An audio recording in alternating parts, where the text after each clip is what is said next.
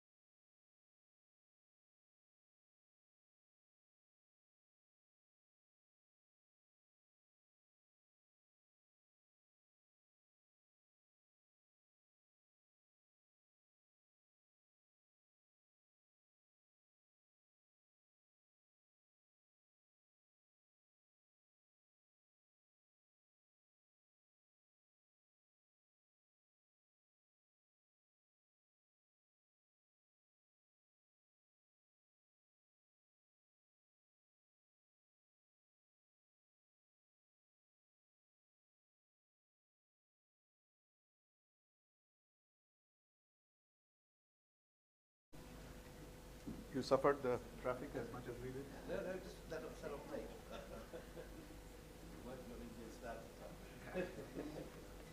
So the eagle has landed. And thank you so much for being here. And thank you everyone for being here and for logging in to our YouTube link as well. I'd like to introduce the person who's really helped steer these conversations, Suneet Tandon. You all know him very well, I know, but as they say, you know, this man needs no introduction, but he does need a little bit of introduction. You, of course, know him as the director of Habitat Center, but he's also been an institution builder of various institutions, from IMC to the International Film Festival of India to, I forget, he was even CEO Lok Sabha TV.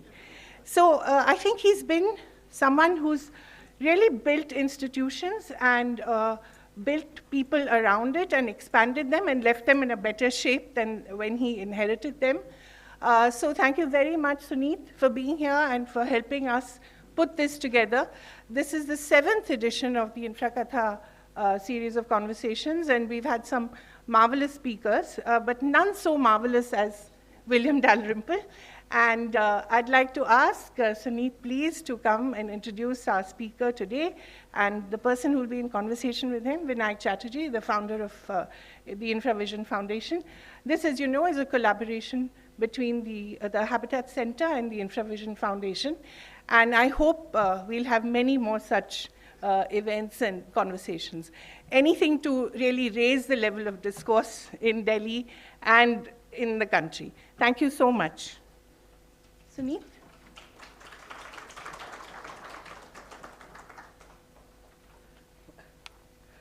Good evening. I was absolutely delighted when some months ago Rumjhum asked, can we not do a series with the Infravision Foundation at India Habitat Center?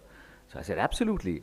And we started off this series, and it's so wonderful to note that we now have into our 7th edition, and with such an illustrious guest, and Vinayak himself conducting the interview. So I'd like to welcome you to the 7th edition of the InfraKatha, which is a collaboration between India Habitat Center and the Infravision Foundation, which was set up by Vinayak and Rumjhum, a dedicated think tank for thought leadership and policy intervention in the infrastructure space.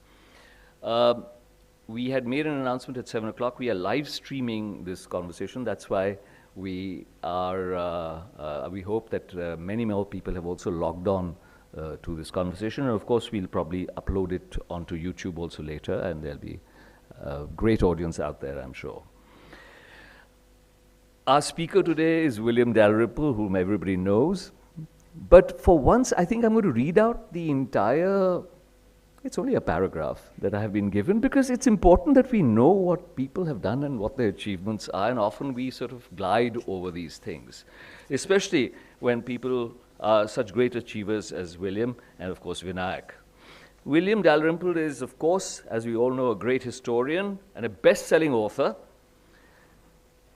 The Wolfson Prize was won by White Mughals. The Last Mughal won the Duff Cooper Prize, and the Hemingway and Kapuscinski Prize winning Return of a King are all authored by him.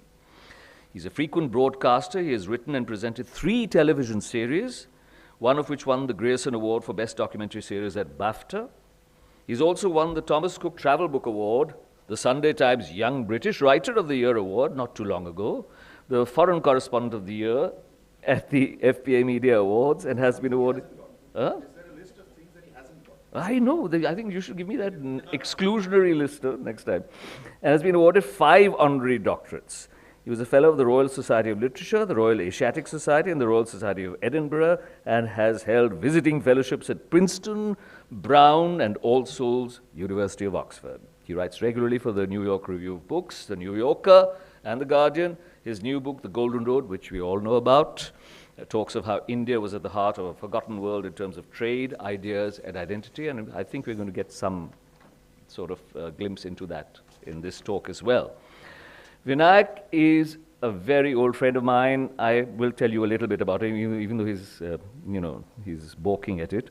Founder and managing trustee of the Infravision Foundation.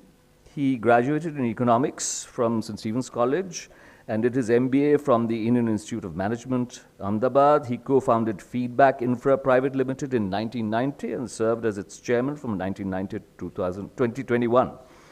So since stepping down from active management, he now devotes his time and energy to infrastructure policy and advocacy, as well as to nurturing educational institutions, which is something which is very close to my heart as well. He has often been called upon to play a strategic advisory role in the leading domestic and international corporates, the Government of India, various ministries dealing with infrastructure, as well as multilateral and bilateral institutions in the area of infrastructure policy and also planning and implementation. He's one of the leading proponents of, and this is very important for all of us, the public-private partnership model for developing India's infrastructure, which we all know has played a very significant role in the last decade or so.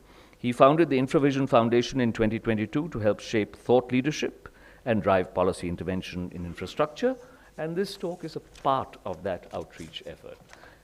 Over to you, Vinayak. Yep. Thank you very much, and welcome, William. I'll just take a minute. You haven't come to hear me, you've come to hear him, so I'm going to take a minute. Introductions are already done, so I'm just going to take a minute to read out a blurb from the back jacket of your latest book, The Golden Road, that captures the spirit of your total persona. It goes like this. The blurb says, Dalrymple researches like a historian, thinks like an anthropologist, and writes like a novelist. As I've heard you earlier, I will add my own 2 bits to it, and speaks like an orator. So on the next blurb, please tell the lady to add that. We are actually gathered here today to hear his view of how Indian civilization shaped large swaths of the geography around us, being largely people like us who are tunnel vision people largely focused on infrastructure. What would be interesting for us is if William can touch or give a little emphasis to, in this entire journey, since I've read the book, Northeast, Southeast Asia and the Gulf and Europe, if you can kind of emphasize some of the corridors of trade that were built, some cities that grew, and some cities that were there and did not exist anymore, all part of the total push that you have documented so well. So with these few words, over to you, William.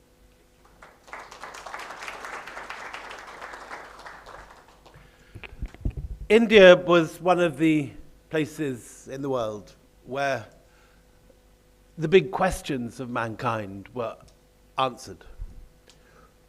What are we doing here? How do we live a moral life? How do we understand the world around us? How do we measure the world around us? What is the circumference of the globe? What's the distance between ourselves and the moon and the heavens? What are the heavens? Other countries did that too, ancient Greece, ancient China. But while the achievements of ancient Greece were part of every colonial curriculum, and to this day everyone in the West grows up knowing about Archimedes and Pythagoras, and the story of Archimedes and his bath is something every kid learns by the age of 5. To this day, names like Brahmagupta and Aryabhatta, who are comparable figures in achievement, are completely unknown outside India. I gave this lecture on a book tour around England, and even in Oxford and Cambridge, I'd ask people to put up their hands, and it would be 4 Desis in the audience that would put up their hands. No one else has heard of these people. Why is that? China, likewise, is a place which came up with its own answers to many of the important questions. And China has been incredibly good in recent times in telling its story, particularly the story of the Silk Road, which is not an ancient idea. The Silk Road is an idea invented by a colonial geographer, von Richthofen, in the 1870s, which didn't make it into English until the 1930s, and really only became an idea that was more than the name for carpet shops and bars in Samarkand as recently as the 1990s. But now is an established part of historiography. There are literally 2 shows on in London at this moment. There's a massive Silk Road show at the British Museum, sponsored by a Chinese foundation. And there's another one at the British Library called An Oasis on the Silk Roads.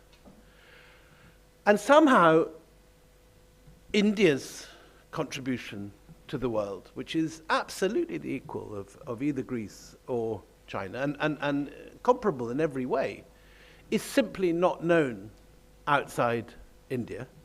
And even in India, the story of ancient India's achievements are muddled up with a lot of sort of WhatsApp uncle forwards. I mean, I got one this morning, literally this morning. It's sort of, the one this morning was that about education, but, you know, stories of atomic bombs in the Mahabharata, or helicopters in the Ramayana, or Rishi-powered internet. We've all received all of those quite recently, probably.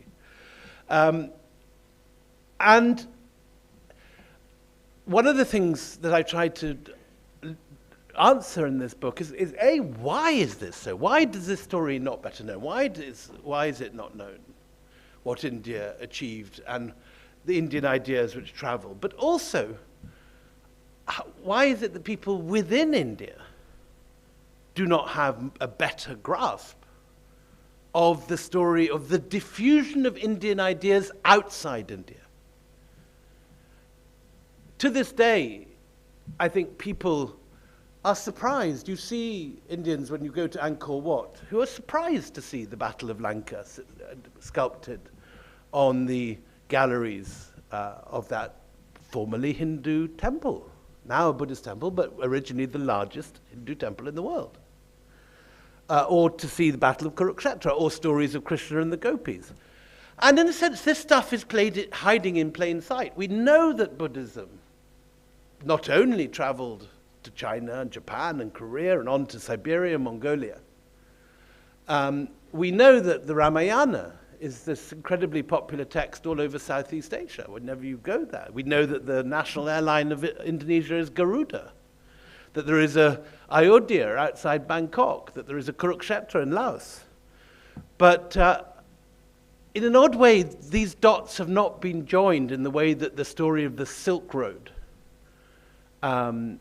joins the dots of China's version of this story, and which provides a narrative which people can summarize in a very short series of words. The Silk Road contains within it these ideas of camels crossing dunes and Marco Polo passing over the Pamirs and all this.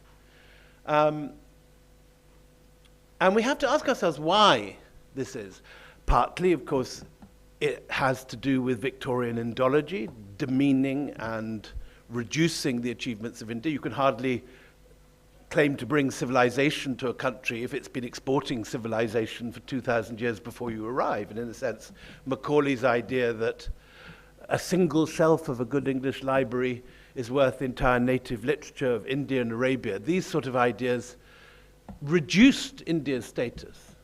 And there was an active interest on behalf of the colonial British to reduce it, even though earlier generations like Sir William Jones and so on and Prinsep had rejoiced and celebrated India's achievements. There's also, I think, the whole question of communication, the way China has so successfully put across its ideas. I first began thinking about this after lockdown. This doesn't seem to be, you seem to have a picture of me rather than the slides, which, there we go, this is more like it. This whole journey for me started when I received this picture from an archaeologist friend, which is an extraordinary new, well, as you can see, a head of the Buddha. But it was very striking for me, partly because this head is so different from what one expects in a whole variety of ways. First of all, it's in marble, in Turkish marble from the Marmara Sea.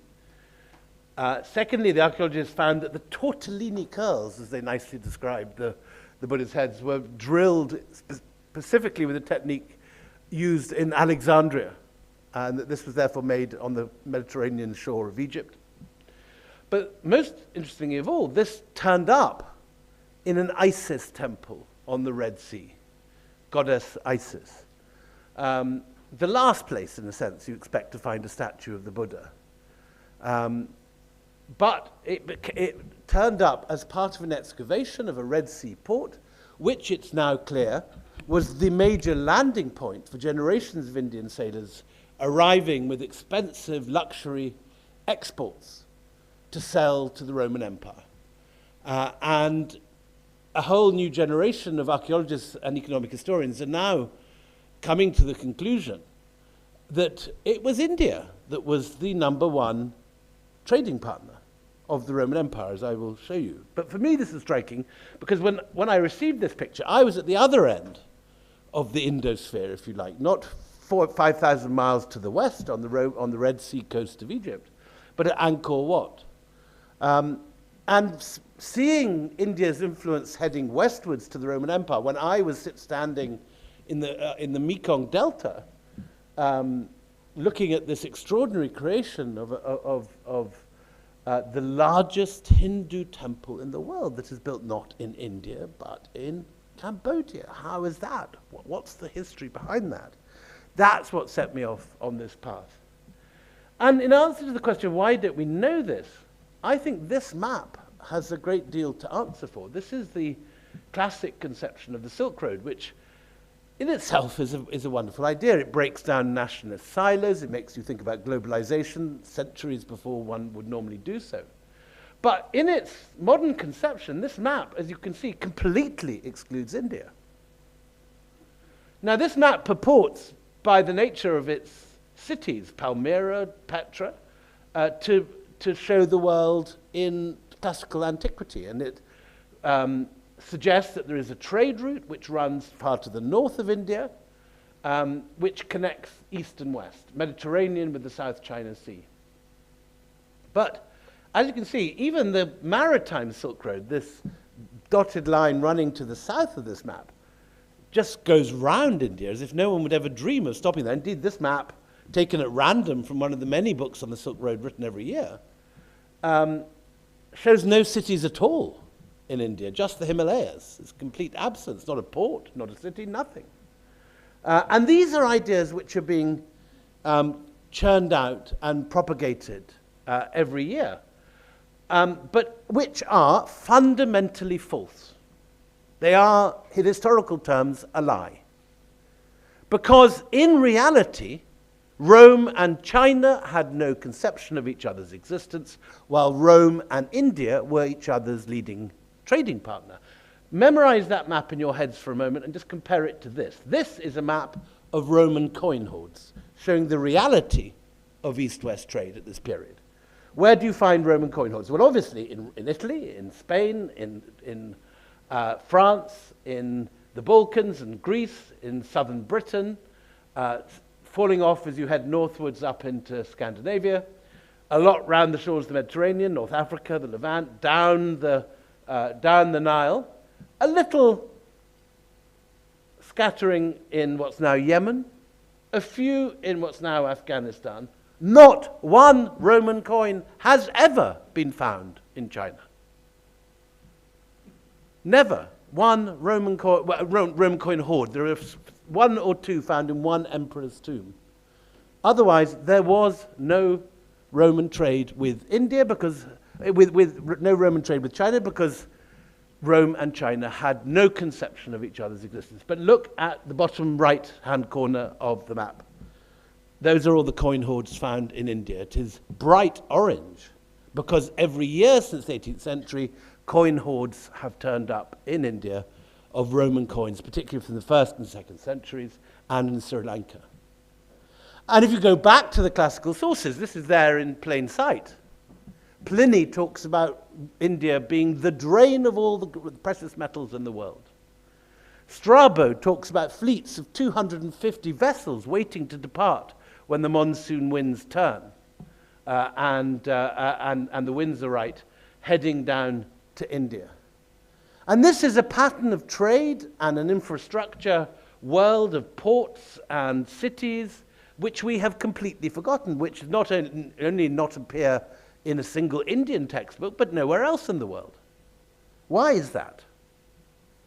So I'm going to talk this evening in three headings about the three principal exports of Indian ideas during this period. Number one is Buddhism.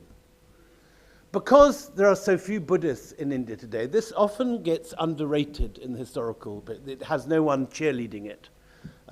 Every WhatsApp group quite understandably, celebrates Hinduism in this country because this is a country dominated by Hindus. But because there are so few Buddhists, it is often forgotten that arguably the most important export from India in ancient times was Buddhism.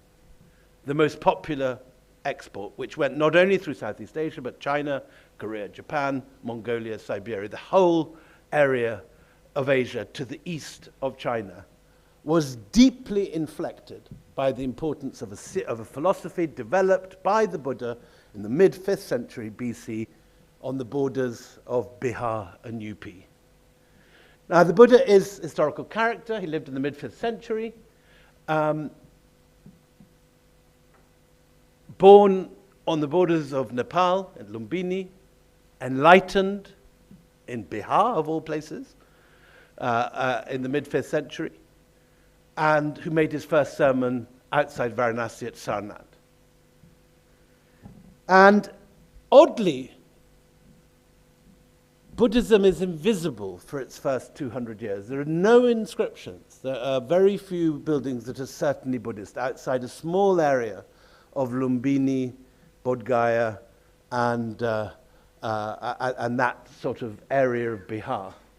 But suddenly, the lights go on in 250 BCE when Ashoka converts to Buddhism. And at that point, not only do you have massive monumental sculptures like the famous lions from Sarnath, now on every banknote and on the Parliament building and on everyone's passport, but you suddenly get not only inscriptions, but whole waterfalls of words coming down pillars, through rock shelters, under all over the rocks of the Deccan, all the way to Kandahar. And this extraordinary first-person narrative of Ashoka, which you can or cannot take with a critical grain of salt, but this extraordinary story of a man who says that he regrets the mass murder of the people of Orissa, has learnt the error of his ways, and is now telling not only his own people, but those in surrounding countries to adopt a way of non-violence, vegetarianism, and peace. Now, this is a narrative that you can question, and some like Sanjeev Sanyal have recently done so. But it's an extraordinary narrative and very different from any period of history. How many of our politicians even today say sorry? Ever. Any politician in any country, not just here. But that's what Ashoka's doing. He's saying, I made a mistake. I made millions of people refugees. I enslaved thousands more. I was wrong. A rare thing in any period of history. The nearest inscription to him is Darius, who depicts himself standing on the heads of his enemies at the Behistun inscription. Ashoka does the opposite. He's apologizing in his. It's an extraordinary moment in history. So however you interpret it, however you read it, it is at this period that Indian ideas begin to circulate. And what's important is that Buddhism carries with it a whole package of Indic ideas that are not just about religion and philosophy, but which contain within it ideas, say, of karma and reincarnation and cosmology, the idea of Jambudvipa, the whole notion of how you look at India's place in the world comes with the Buddhism as it leaves.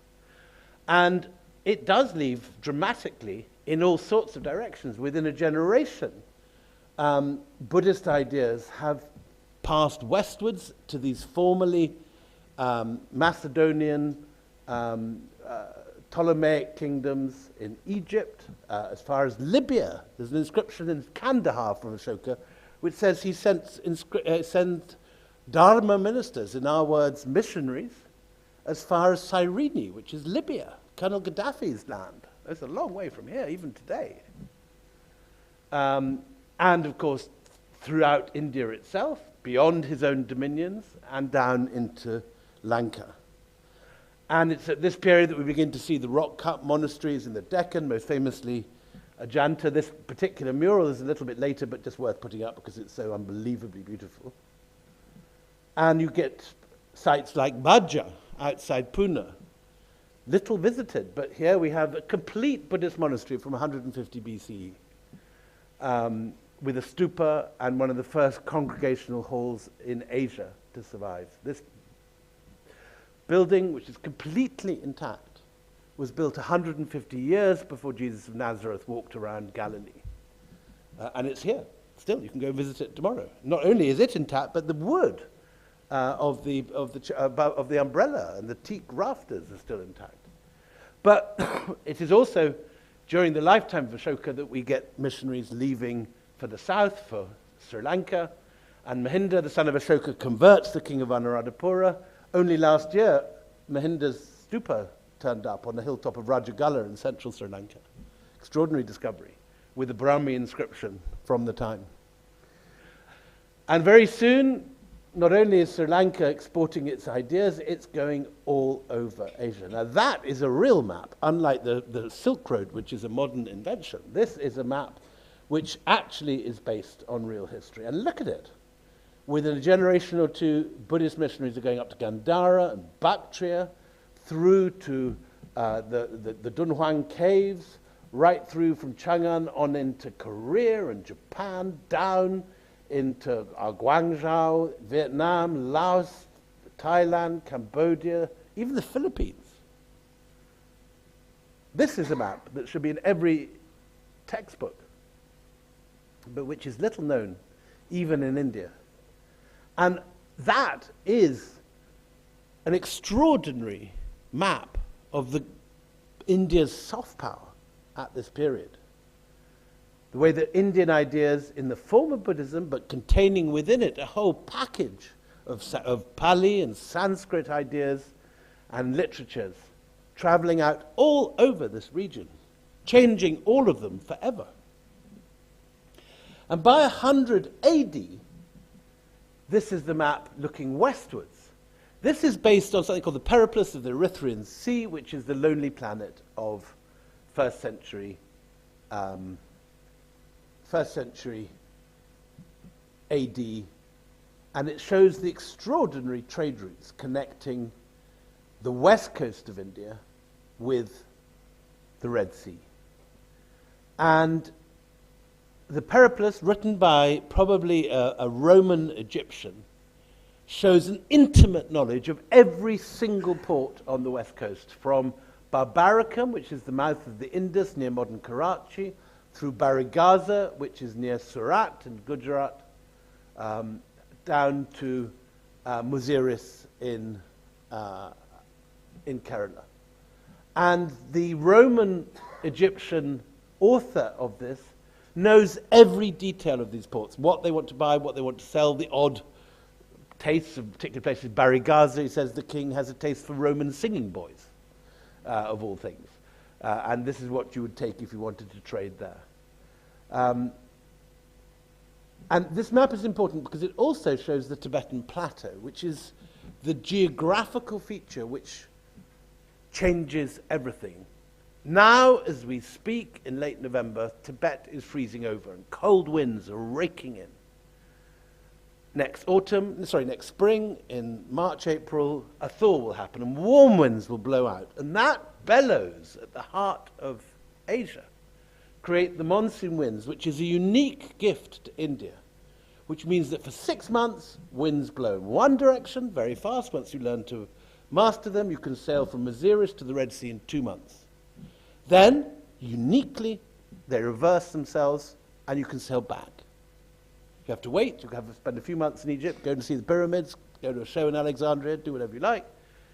But you get a reverse package as part of the deal. No other country has that. This is one of the gifts of India that has meant that India has always been a great trading nation, with colonies of Indians all over the East African coast, but also on the coast of Burma and Thailand and Malaysia.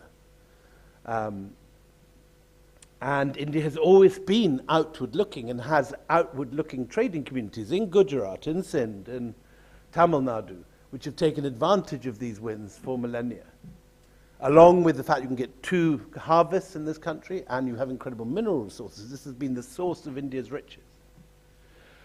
But what this map also shows, what the text of the Periplus also shows, is the incredible wealth of India at this time.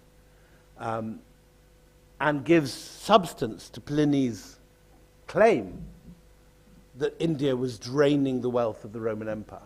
And it isn't just, of course, Rome to India. You've also got, on the way, you see Aksum in Ethiopia, next to Axum is Adulis on the sea. These are the ports of Ethiopia. And we have images from ancient Buddhist sculpture. This is Amaravati in Andhra Pradesh. These are now in the Madras Museum. But look at these extraordinary figures of these Ethiopians coming to trade at the courts of Andhra Pradesh in the 1st century AD. These forgotten trading networks that would no longer appear in any of our textbooks or any of our literatures. But this is the latest discovery, a papyrus called the Muziris Papyrus, now in Vienna, which gives figures to all this and has allowed economic historians to quantify all this. The Muziris Papyrus is a shipping invoice, sort of thing that gets made out in Bombay or Surat every day. This is for a container on one ship traveling between Muziris and Alexandria in about 120 AD on a ship called the Hermapollon. What this shows is what was being traded and its value and the customs take with Rome. 3 different questions. So first of all, what was traded?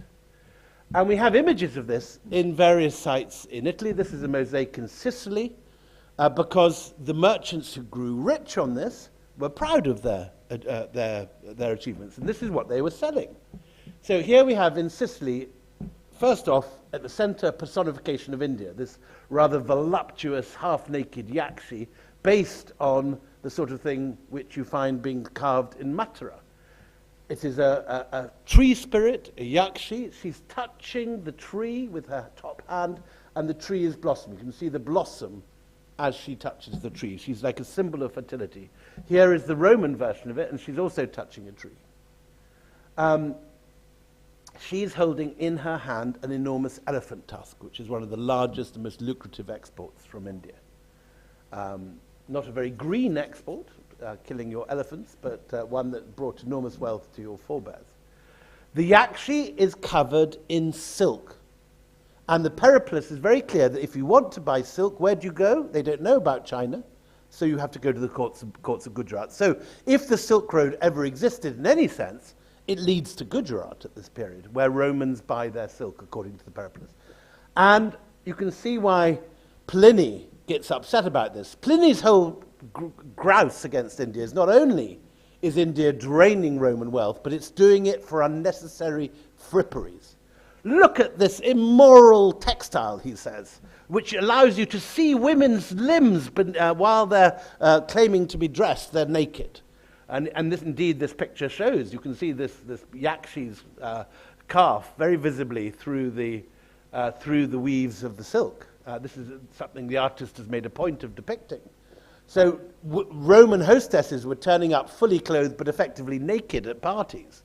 And Pliny, who's a naval commander and does not approve of this sort of thing, is harumphing in his book about it.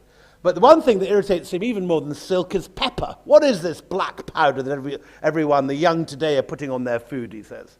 And here we have the pepper behind her. Do you see the tree behind the yakshi to the right of her? Those are pepper vines. And this was another crucial export from India that enriched India. Also circus animals. Gladiator 2 has just come out. I don't know whether any of you have seen it, but it has a rhinoceros in it. And that rhinoceroses, potentially, but certainly tigers and elephants were exported from India at enormous profit in elephantine, they were literally called elephantine ships, which exported elephants to Berenike on the Red Coast. And the archaeologist Stephen Sidebottom has found the berths for these enormous ships, which are twice the size of the berths for Mediterranean ships. And then finally there's Malabathrum, which is this plant to the right, which is used in perfumery, and along with nard was the other very valuable export. So all of these are in this container. 120 tons of ivory, 10, I can't remember how many amphora, 100, 1,000, I can't remember the figure, but anyway, tons and tons of pepper in amphorae, and silk and cotton and nard for perfumery. This one container on this one ship, if it made it to Alexandria, would have turned the according to the figures given on this papyrus, would have turned the exporter into the Elon Musk of Alexandria. Let's hope not Elon Musk, but anyway, the richest man in Alexandria. Because these were incredibly expensive exports. Your trading forebears were ripping off my Roman Western ancestors something rotten. And they were literally exports that traveled over even to my part of the world as a Scotsman.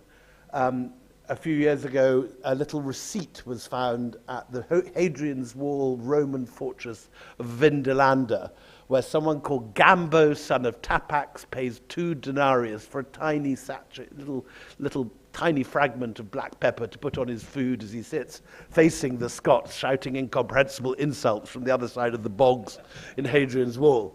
So pepper from Kerala reached even to Northumbria, where it cheered up some poor soul in the cold, writing home for socks from his mother in Rome.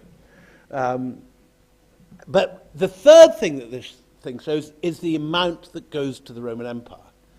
Pliny calls for this trade to be closed because it's draining all. Just like Indian nationalists in the 19th century complained about Britain draining India's wealth to Europe, the reverse is happening at this period when Rome's wealth is draining into Indian pockets. But the reason the Roman Empire does not stop this trade is that 1/3 of the profits go to the Roman state in customs. And in the more recent economic histories, the new Cambridge economic history of the Roman Empire, they estimate that 1/3 of the entire Roman imperial budget was coming from the Red Sea customs taxes. So Hadrian's Wall, the Appian Way, the Rhineland forts, the Algerian forts to keep out the Mauritanian nomads from sweeping into the southern Mediterranean, North African provinces. A third of all this came from the customs on Indian imports into the Roman Empire. So India was to Rome slightly like one of those sort of expensive duty-free shops where when your flight is cancelled by British Airways and you end up stuck at Heathrow for a few hours, you end up buying that unnecessary Japanese whiskey that you don't really need when you should be buying good proper scotch and expensive perfumes. And then your wife looks at your receipt when you come home and you say, what the hell are you doing in the duty-free? This is what Pliny is complaining about. These are not things. Rome could survive without perfume. It could survive without silks. It could certainly survive without pepper. Why are we spending so much money, he's saying, on all these luxuries? And the answer is that they had a cachet. And you find, for example, Lolina Paulinus, who is the mistress of Nero, turns up at parties in the first century, with Indian jewels and chalcedony and sardonyx and all these incredible Indian gemstones, as well as pearls and everything else, all over her breasts, her body, her shoes, and she carried the receipts to parties to show people how expensive they were. It's a very Punjabi touch to this.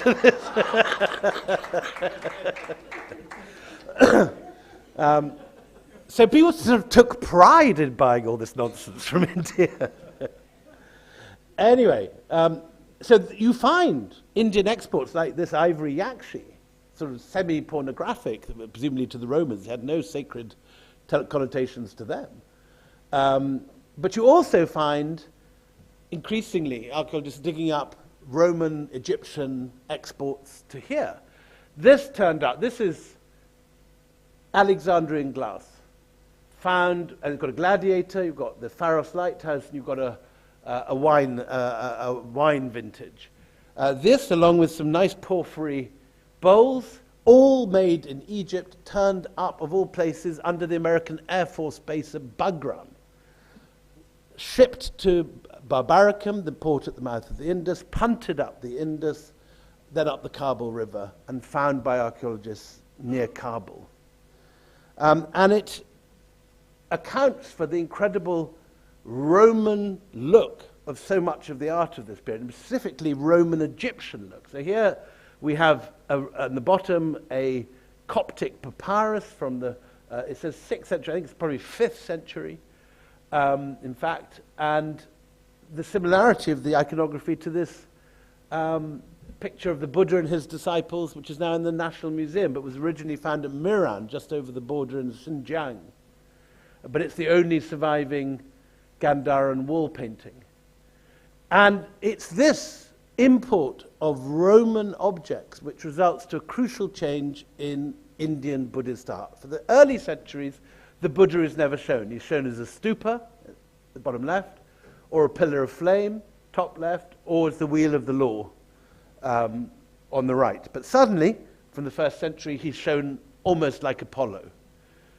This is the Bimaran casket. And in the 2nd, 3rd, 4th, and 5th centuries, you get the growth of Gandharan art, where the Buddha looks like a Roman senator in many of them, with this incredibly Hellenized faces. Compare the Bodhisattva in the center to the figure of Augustus on the left. Look at the robes. Look at the fall of the cloth. Old art historians from the Victorian period thought that the influence on Gandhara was ancient Greek and came up with a lot of poppycock about Alexander's lost troops in the Hindu Kush and all that sort of Kipling-y stuff, a man who would be king. But it's not the right timeline, because these statues, which we all love when we go to the National Museum and so on, are 2nd, 3rd, and 4th century. They're not, and the Bactrian Greeks disappear by 150 BC. So they're much later, and they're based on Roman, not Greek originals. So we're seeing trade in two directions. And it is these very Hellenized Buddhist imagery that heads north as Buddhism heads up into Afghanistan. Here is the new site of Mezainak outside Kabul, where on a major copper deposit a Buddhist monastery was founded. The monks seem to have mined the copper and sold it, very commercially minded. And here you find not only Buddhism, but you find chapels in this monastery to Durga. And there's a major cult of various Hindu gods, including Lord Shiva, developing by the 2nd, 3rd, and 4th century in Afghanistan. And this is traveling through Bamiyan on into China. The first Buddhists arrive in Chang'an, the Chinese capital, about the 1st century, mainly foreigners. But by the 3rd or 4th century, there's been enough conversions that you find Gupta art being copied by the Chinese. So this gorgeous Bodhisattva on the left with his little belly button and his pajama line showing on his kurta is copied more crudely by the Chinese of Gansu by the 5th century. And by the same period, you're finding apsaras and gandharvas, very similar to Ajanta or Ellora, flying over the domes of Gansu.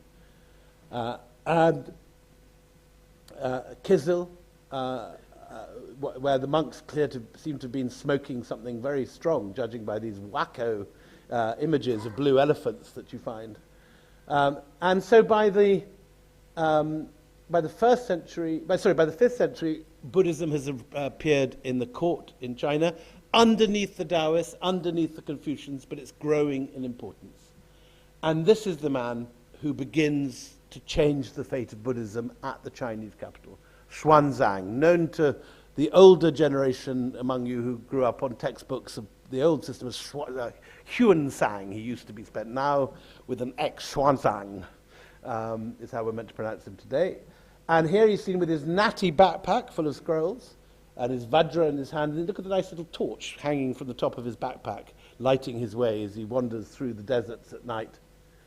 And Xuanzang is a sort of academic pedant. He is upset that the texts that he's using in China are corrupted. He wants to have absolutely up-to-date and accurate Chinese texts.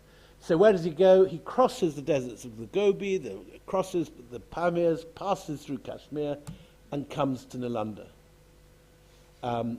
which is, by the 5th and 6th century, the intellectual center of the Buddhist world. And what's very important here to take in is the plan. Because that plan, a courtyard with a cloister around it and scholars' cells over 2 stories,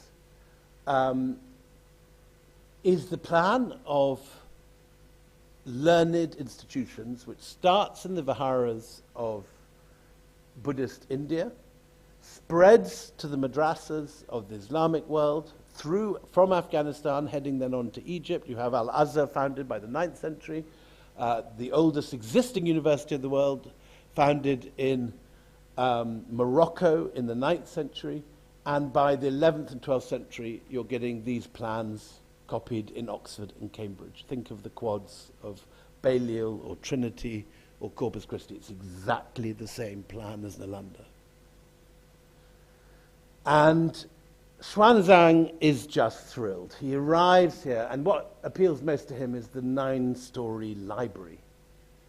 He can't believe the number of different topics being taught: the Vedas, logic, grammar, philosophy, medicine, metaphysics, divination, mathematics, Sanskrit, astronomy, literature, and magic.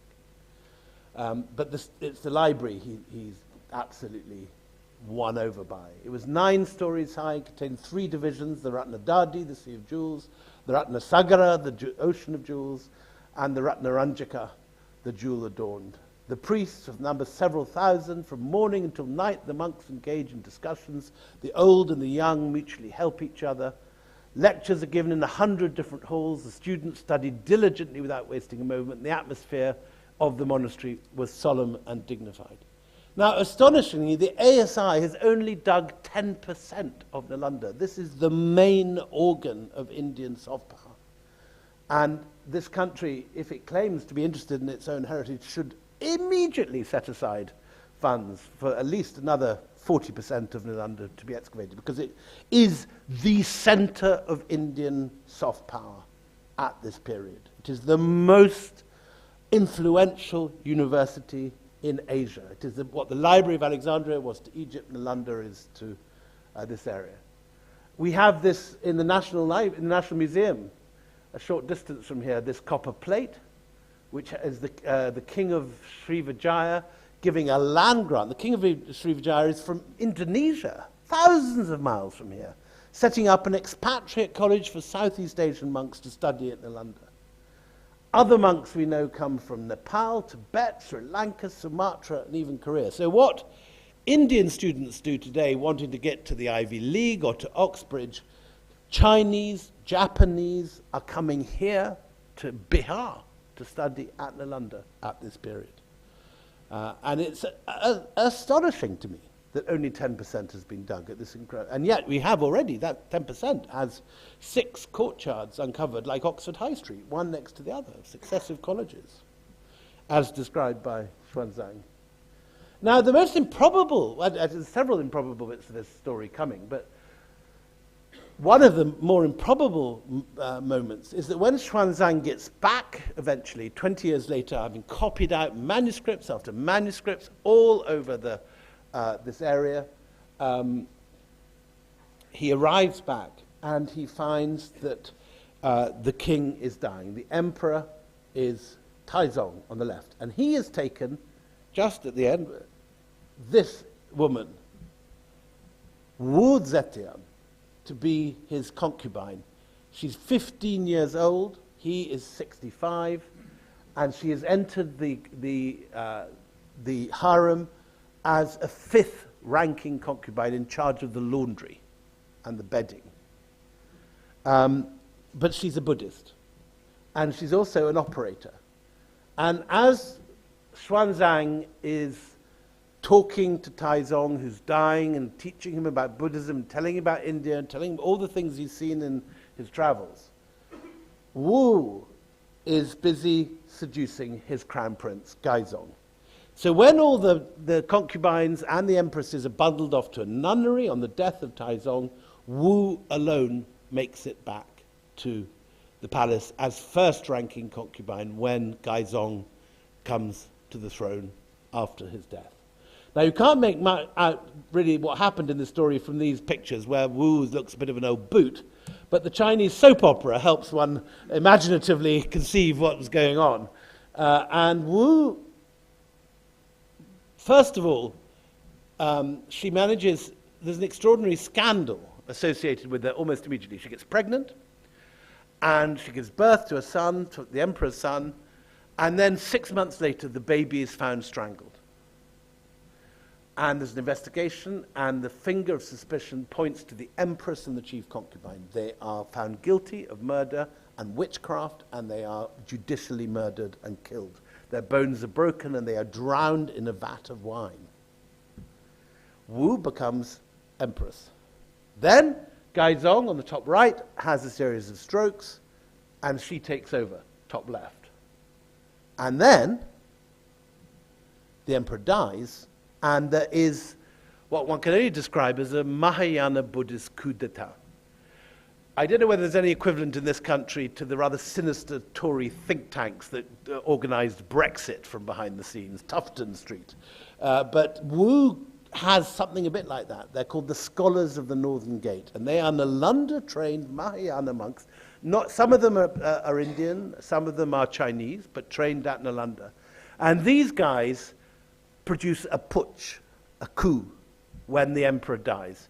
And rather than being shoved into a nunnery, Wu becomes the only woman emperor in 3,500 years of Chinese history. How does she do it? The monks proclaim that she is the long-promised reincarnation of the Bodhisattva Maitreya, a Devi who is talked about in the Diamond and Lotus Sutras, and she seizes power. The Confucians and the Taoists are demoted and kicked out of the palace, and China becomes Buddhist. This is the high point of Indian influence in all Chinese history. It's the high watermark.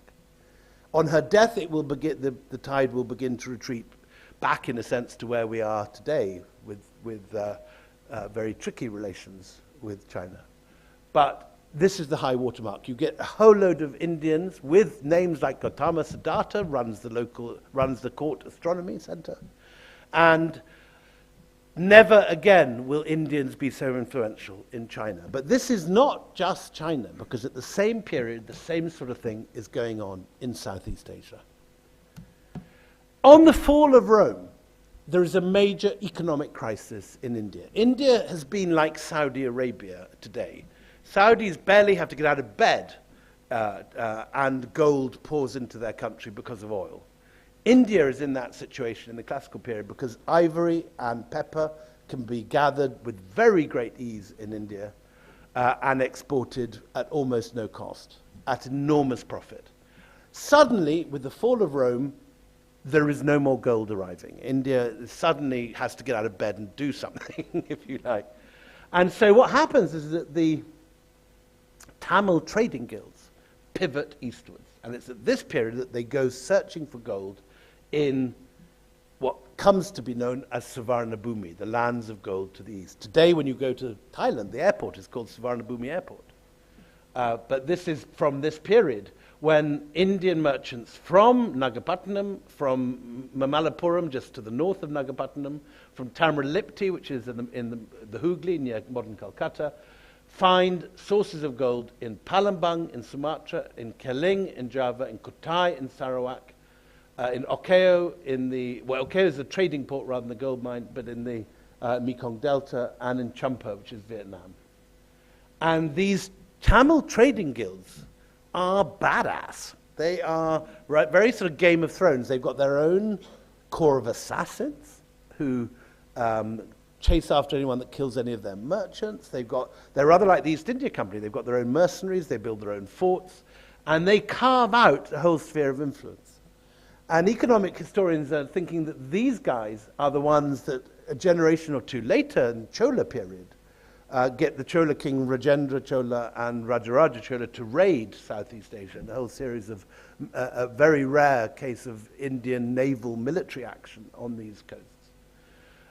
But it is the trading guilds that are pulling the strings. And they are pioneering these routes in boats that look a bit like this. This is from Borobudur. And these stitched vessels with outrigging canoes, like you see on in Goa today when you go to the beach in Goa and you see those kind of stabilizing canoes. These are sailing all the way eastwards. And by the 5th century, you're finding wheels of law turning up in Dvaravati, which is one of the earliest states in Thailand. And in the Bujang Valley in what's now Malaysia, where I was 2 weeks ago, you're beginning to find statues of the Buddha on the left, the early Mukhalingams, yonis, and images of Lord Shiva by the 5th and 6th centuries. These are the beginnings of Indic art in Southeast Asia. And the main center of Indian trade is the Mekong Delta. And when you go there today, you can still see these extraordinary Khmer canals crossing the delta,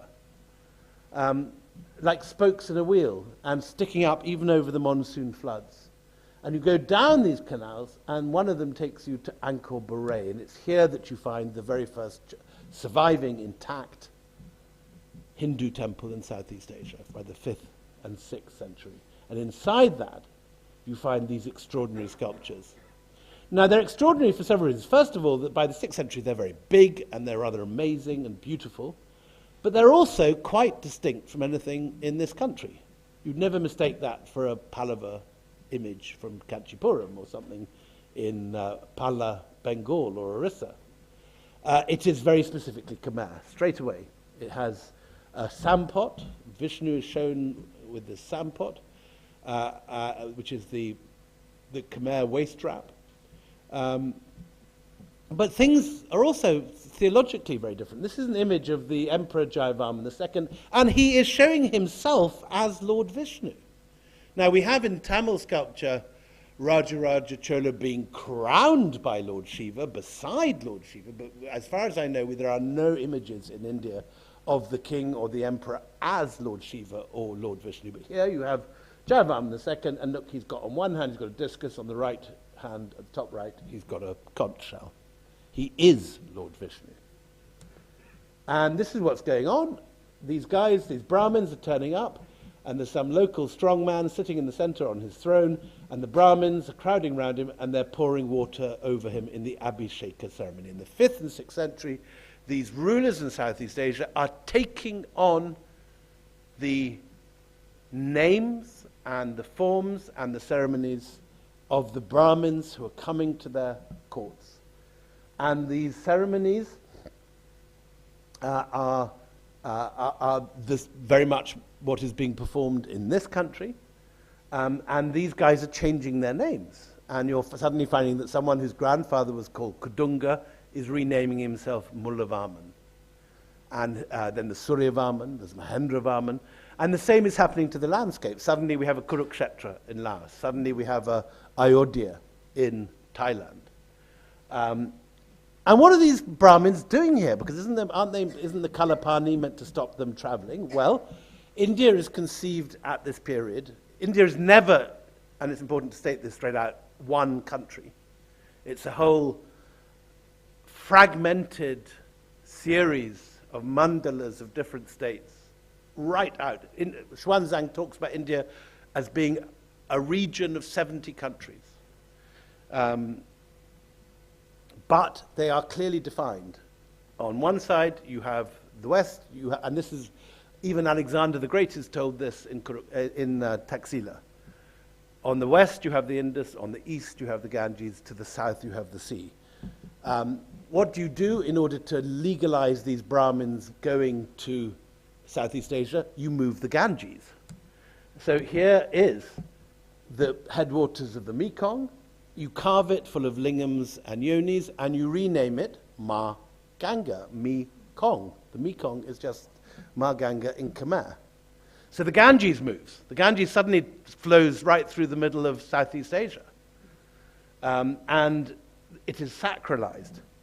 And the Brahmins are welcome not just because they connect you with Lord Shiva and because they do all these wonderful ceremonies, giving you more powers, but they also provide practical assistance in that there is no literacy and no numeracy in Southeast Asia until the Brahmins turn up, and they bring with them specifically the script, the southern form of Brahmi used in Kanchipuram by the Pallava dynasty. This is Pallava Grantha, the southern Brahmi script, And this becomes the basis of every pre-Islamic script in Southeast Asia. Mon, Khmer, Thai, Lao, and so on. And here it is.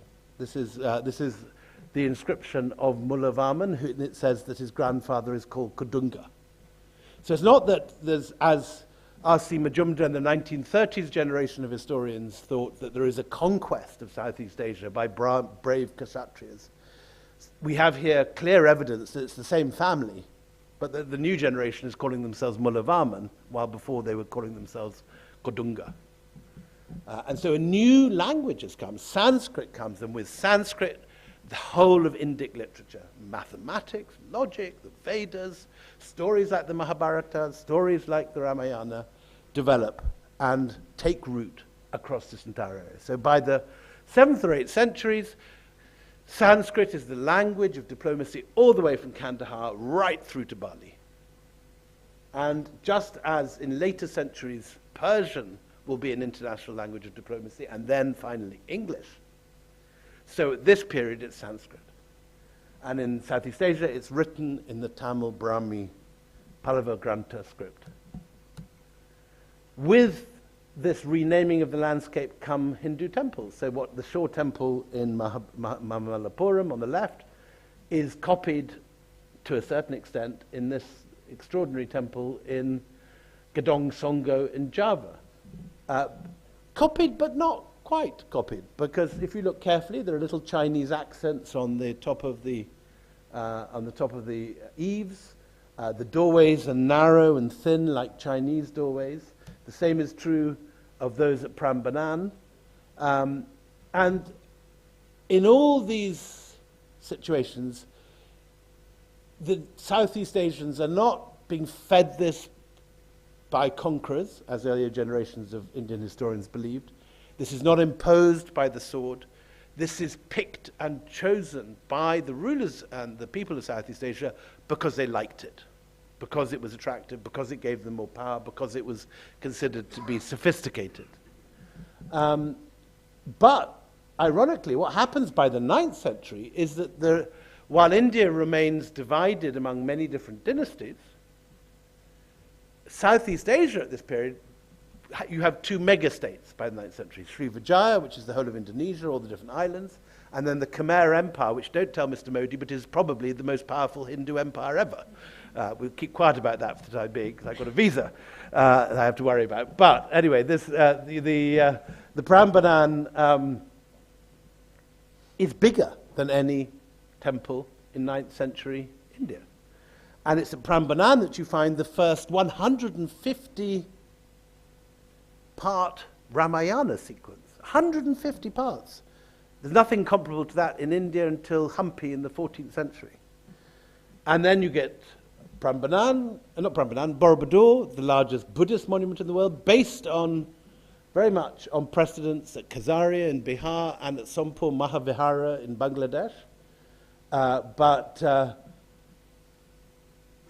Reaching its most extraordinary form in Borobudur, and then finally, by the 12th century, you have Angkor Wat itself, the largest medieval religious monument in the world. At a time when London has 20,000 people, there's 1.1 million in Greater Angkor. 3 harvests a year, incredible dense population based on complicated hydraulics, but at the center of it is a Vishnu temple. A temple to Vishnu, built the largest. Even the outer moat contains an area 4 times the size of the Vatican City. But it's not clearly Indian. When Tagore goes there, he says, "Everywhere I could see India, but I could not recognize her." And this is important. There's nothing quite like Angkor anywhere in India. And at the center of Angkor, in this quincunx of towers, the central tower contains the ashes of the ruler, Suryavarman II. Now, I don't know any temple in India where the ashes of a ruler is at the heart of the temple. So this is Hinduism, but not Hinduism as we know it. Like when you go to Bali today, it's not Hinduism as we know it here. It's its own form. So This is not Indian Hinduism imposed by the sword. It is an empire of the spirit, and it develops its own way. It's a cousin of the sort of thing going on here. But that said, even with India, the incredible variety of Hinduism here, the Hinduism of Bengal is quite different from the Hinduism of Rajasthan, which is different from that of Tamil Nadu. So it's no surprise that it's quite different again, but it is different. So finally, we're going to go and talk about mathematics. We talked about Buddhism, we talked about Hinduism in Southeast Asia, now we're talking about maths. And to do that, we're moving back from the 12th century. We've been in 12th century, 1120s, Angkor Wat is built by Suryavarman II. We're moving back to the Gupta period, 600 years earlier, in Madhya Pradesh. And let's go to Udaygiri outside Bhopal. Udaygiri is one of the great sites of Gupta rule. Built by Chandragupta II. This is his gorgeous coin with him on horseback. And here he is in Udaygiri. If you look at the sculpture, Varaha is rising out of the floodwaters after the deluge. Bhudevi, the earth, is clinging to his tusks. His foot is on the coils of a Naga king. And there, to the right of the Naga king, is Chandragupta II, sadly now headless, but there he is with his gym-buffed body kneeling in front of Varaha. And the point of this is that Udaygiri is an astronomical center. It is the center of the Indian space program, if you like, from the 6th century. And it is full of water clocks, timelines, and it's built specifically on where the Tropic of Cancer was in the 6th century. And it's a major center of astronomical observation. And what you learn, and it's also incidentally where, when you go to the Qutub Minar, the famous non-rusting iron pillar, that was probably from Udaygiri originally. So what you have at this period under the Guptas is this extraordinary cosmopolitan empire where ideas are being brought together from Babylon, from Greece, the Yavana Sutras, from Persia. And when you go to Ajanta, to Satavahana Ajanta, it's not some hermetically sealed Tupperware full of Indianness. It's deeply cosmopolitan. The pictures of Ajanta show Ethiopians, Egyptians, Greeks, Romans, all these different sorts. And all their literatures are flowing into India, and Indians are reading them and then taking it forward. It's not a sort of hermetically sealed Indo-genius which sort of develops of its own right. As today, you bring all the learning of the world together and then you take it forward 5 steps. And that's what Aryabhatta does. Aryabhatta comes up with the exact circumference of the Earth. He comes up with the distance between the Earth and the Moon. The fact that that the Earth spins on its own axis. A generation later, Brahmagupta defines 0. It's the number you get when you take a number from itself, when you subtract a number from itself. Ideas of 0 had been circulating for centuries, ever since Babylon, but as a placeholder. Brahmagupta reinvents 0 as a number, giving it its power, allowing you then to use place value, tens, hundreds, thousands, and in time develop binary systems and so on. And he unleashes the power of 0. And it begins to spread, these ideas. By the 7th century, it's reached, this dot in the second line is an early 0 from Southeast Asia, from Siem Reap, K127. But the earliest 0 in our existing system is here. And that's in Gwalior, under the fort in Gwalior. There's a temple, rather boring inscription, disappointingly. It's just about the number of marigolds someone has to give to the temple, 270, as you can read, because this is our number system, and it develops here. And this is a map that should be in every school textbook in every country in the world, because it is the nearest thing the human race has to a universal language. Begins with Brahmi, develops through our Gwalior inscription about the marigolds, and then goes in 3 different directions. The whole Sanskrit Devanagari number system on the right, the East Arabic number system used in Iraq and Saudi Arabia to this day, and then the Western Arabic system which develops in Morocco and Spain, and by the 16th century has become recognizably the numbers on every laptop and every computer across the world today. How does it get to the Middle East? Well, probably through a Disney character. Those of you who've ever watched Aladdin with Jafar, with his parrot, all that stuff, that is based on a real character. That's based on Jafar of the Barmakids. He's the 4th generation of hereditary viziers in Baghdad, who before that were hereditary Buddhist abbots in Balkh in Afghanistan.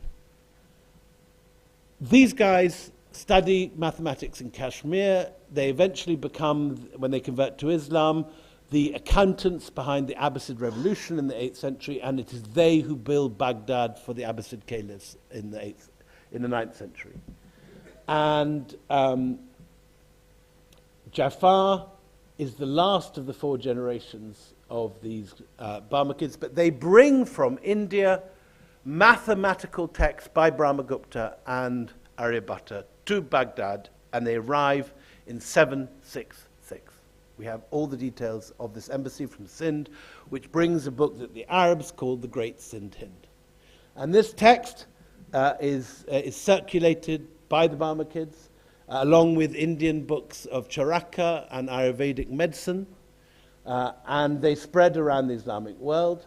And then a generation later, they receive its definitive translation when a guy comes from what's now Uzbekistan, from Khiva in northern Uzbekistan, an area known then as Khwarazm.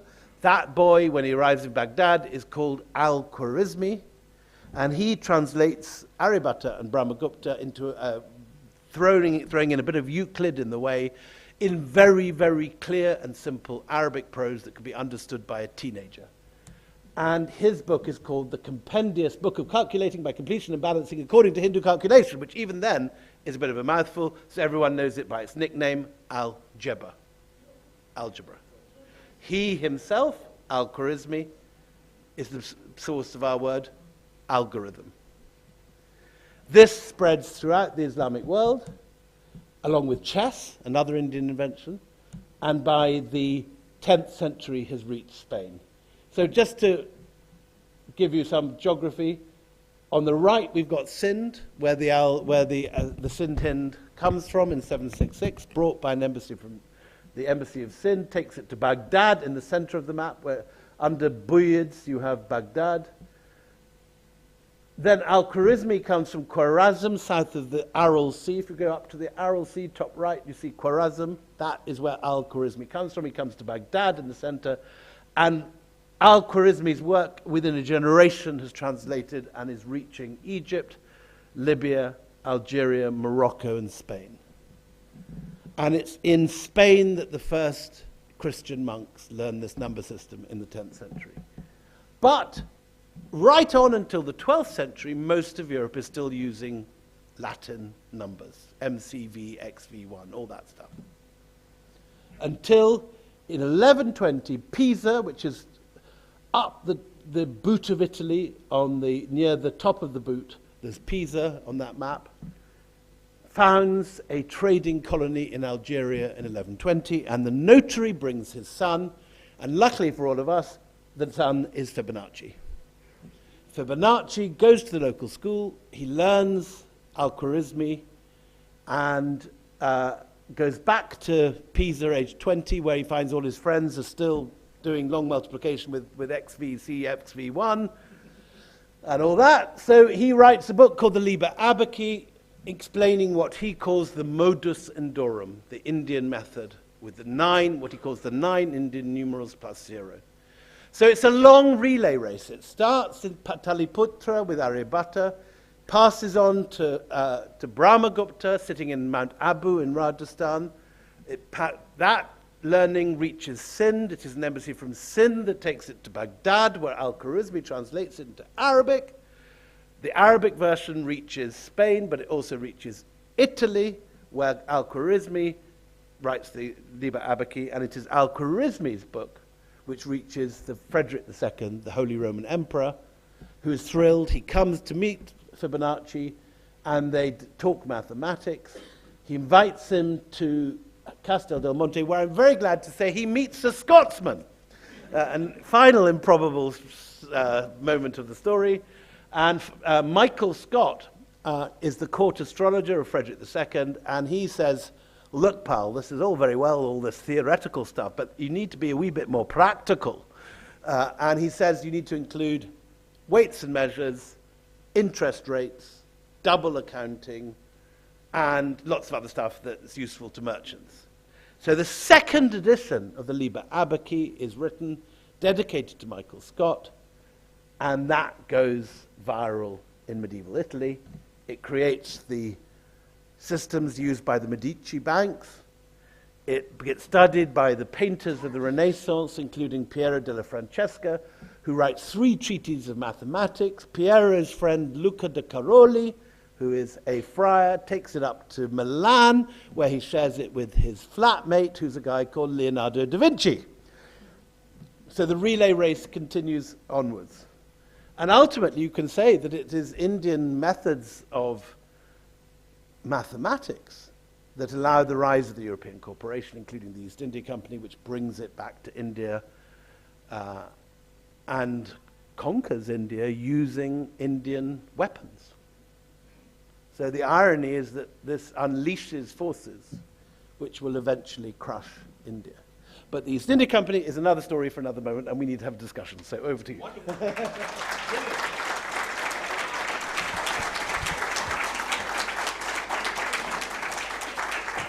That was, William, that was one of the finest lectures and expositions that many of us get exposed to in our lives. So thank you very much for that. I think we enjoyed every moment of it, and your wit. How can I not mention that? Thank you, sir. Now, I'm going to kick off. We have time. We have about 20, 25 minutes, till 8:45, I suppose, for question answer. But I'm going to ask you one offbeat question. Ask whatever you like, sir. As a historian, you have perfected the art of research, discovery, looking backwards. Suppose I were to ask you that in your accumulated wisdom, if you were to now look forward, do you think there is a second coming of India? I mean, is the Indian diaspora, whether it is IT in Silicon Valley or people entering the British centers of power, or space, or across many dimensions, culture, Bollywood, restaurants, temples, which are proliferating all over the world because the Indian diaspora is now so large, varied, and dispersed. Do you think that after all these centuries, with your perspective of the history, now when you look forward, do you think there's a second coming of India? Well, what has already happened? What has already happened and what is unstoppable, I think, is the economic second coming of India. You've overtaken Britain in the last 5 years. Probably within the next decade, you'll overtake Germany and Japan. You're still a wee bit behind on GDP per head, but in terms of total GDP, the rise of India is pretty, I mean, barring sort of us all being asphyxiated by the Delhi air and other unforeseen circumstances, the economic rise of India seems completely assured. And the only question economically is which of the 3 major economies India will be by the end of the century. Will it be America, number 1? Will it be China, number 1? Will it be India? If you'd asked me this question 10 years ago, I'd probably have backed China. But China has slipped a lot, and Xi Jinping seems to be putting party politics ahead of economics at the moment. Everyone's been predicting the decline of America, and it isn't happening. It continues to grow in strength. So whether India will be number 1 or number 2 or number 3, you can't say, but quite possibly number 2, not impossibly number 1. Will India see a rise in its cultural soft power commensurate with that? You just can't say. Thank you. Thank you.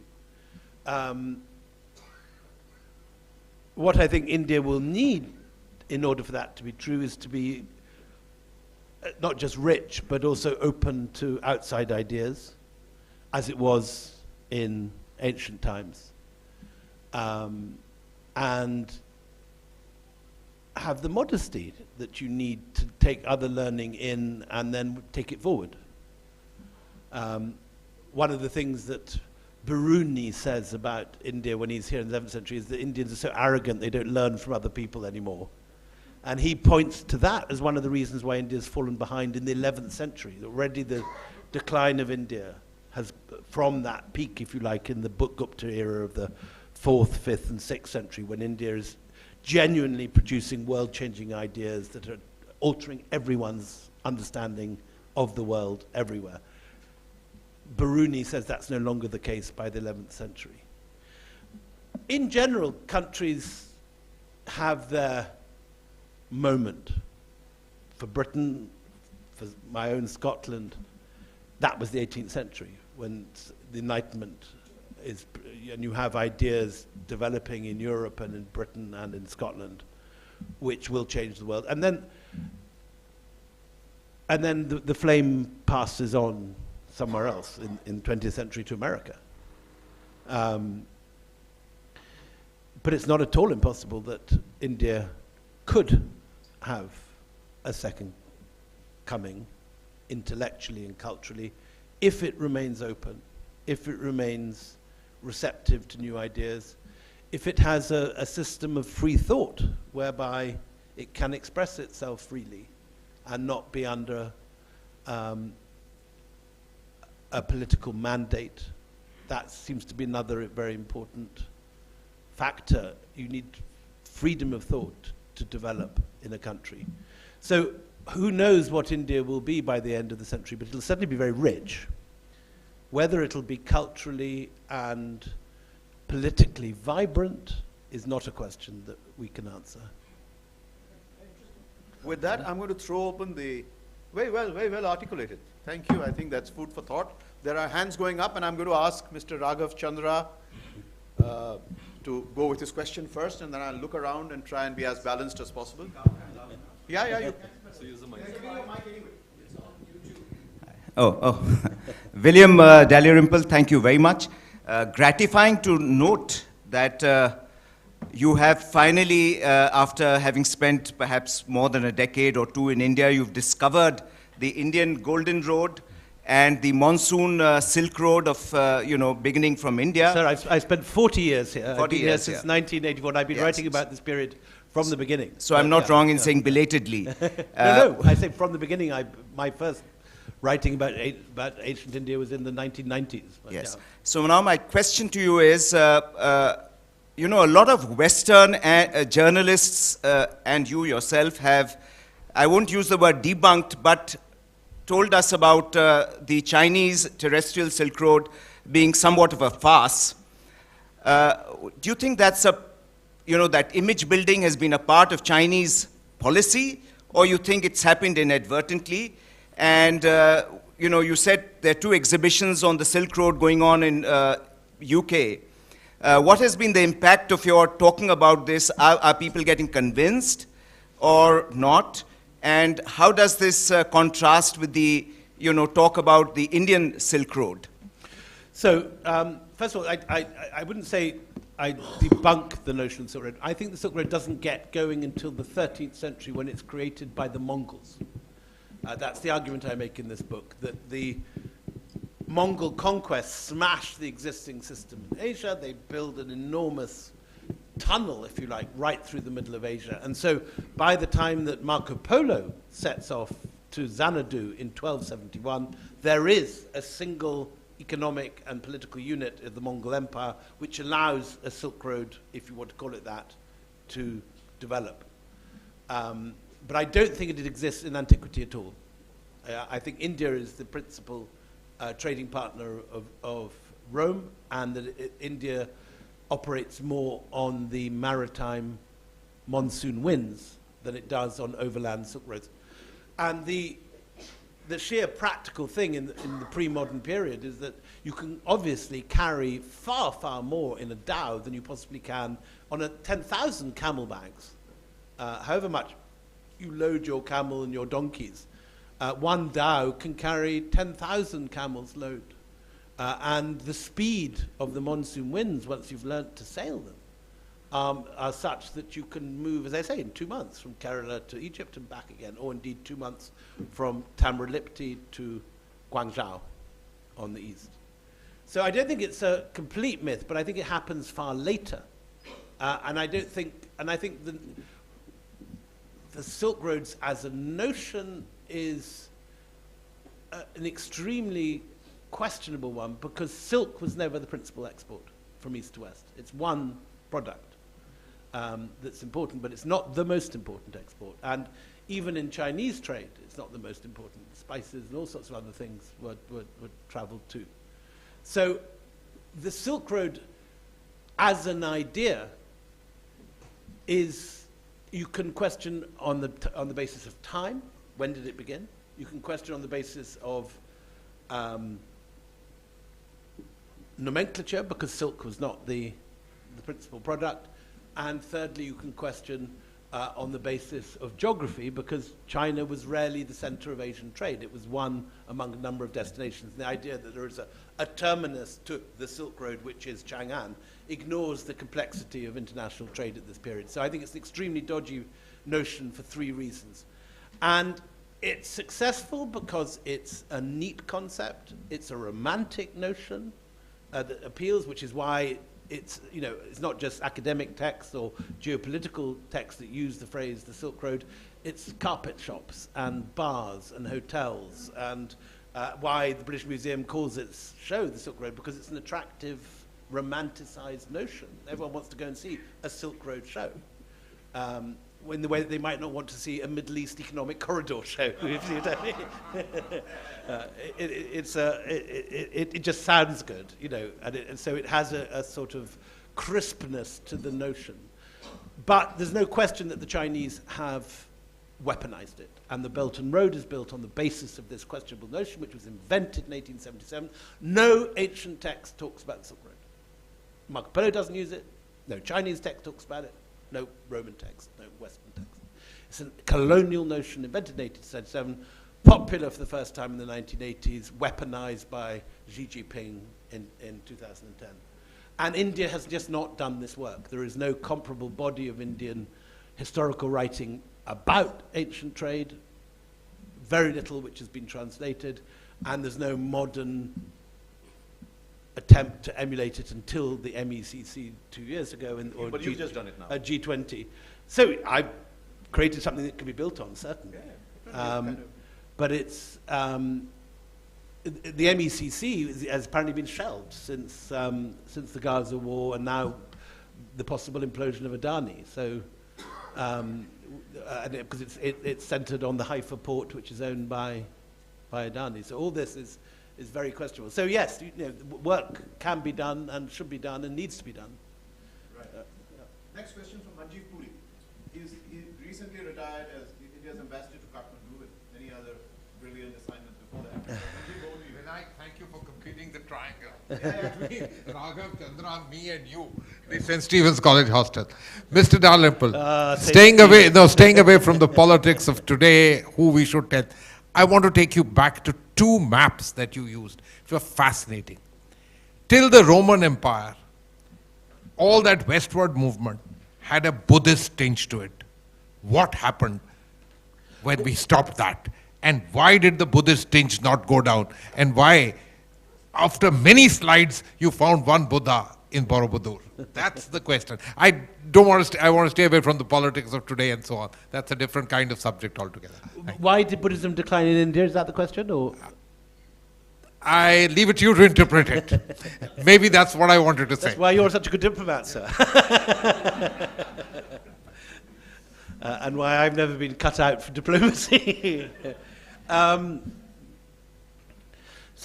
If that's the question you're asking, so Buddhism is already in decline by the time Xuanzang comes. When Xuanzang comes to what he thinks is going to be the center of the Buddhist world in Nalanda, by the time he gets to what is now Pakistan and Afghanistan, he finds that Buddhist monasteries are already in decline. And he says that some of them are empty, some of them have been replaced by what he calls temples of idolaters, which means Hindu temples. So there is this process by which Buddhism dominates certainly the building record from the time of Ashoka till the 3rd, 4th century. And then by the 5th century, you begin to get the first Hindu temples in stone built. There may have been earlier ones we've lost in bamboo or wood. The earliest Hindu religious sites were, of course, Vedic, which were temporary fire temples, which leave no trace. And the great growth of the medieval Puranic temple to Lord Vishnu or Lord Shiva takes place in the 5th and 6th century, and more Indian rulers adopt that faith and patronize that, even as some continue to patronize Buddhists. So Harsha, who's the king when Xuanzang is in Nalanda, is a Hindu, but he patronizes Buddhist sites. But by the 9th and 10th century, only the Palas are really left as a major Buddhist power in Bengal and Orissa, and there's more Buddhist kings in Kashmir till about the 10th century, and then they go to. And there is some sensation in which Buddhism is just too austere. All it offers is nirvana, which is a flame extinguished by the wind, while Hinduism offers all sorts of other things. Plus, kings like it better because they're allowed to be valorous, and they haven't got to embrace non-violence, so the Rajputs think it's much preferable to Buddhism, and they can follow Arjuna and Lord Ram, and they can be great warriors. They don't have to put their bows and their swords aside. But that doesn't answer the question why Buddhism does so well in Southeast Asia. And really it's a difficult question. Why Buddhism succeeds in Southeast Asia and Hinduism does not continue to thrive except in Bali and Lombok. And why Hinduism is more popular here and Buddhism does less well. It's a very difficult question to answer. In a sense, I can understand why the original Buddhism, the Hinayana Buddhism, is austere and puritanical. It offers only an escape from suffering through nirvana. While in Hinduism, you can meet the eyes of the god, you can have darshan, you can ask for a girlfriend, promotion, a kingdom, and the god is there to talk to you, and you can have communication with the god. But the kind of Buddhism which succeeds in Southeast Asia tends to be the Mahayana, which sort of, in a sense, adopts that weaponry. You have bodhisattvas who can reply to you in the way the Buddha can't. The Buddha's enlightened, he's gone. You can't talk to him. But the bodhisattvas like Maitreya and Avalokiteshvara are present. So it is, in a sense, the Hinduized Buddhism of Mahayana which succeeds in Southeast Asia, which may be part of the answer. Yeah. Thank you. Now I'm going to go to the gentleman in the back. Please introduce yourself, and we have very little time, so very crisp, please. Just a very crisp question. Well, William, I'm Colonel Samir. So my question is that whether it was trade or it is ideas, but all of them, the Indosphere went along the lines of communication, ports, overland, and all that. How do you see this playing out in the digital age? So same sort of question.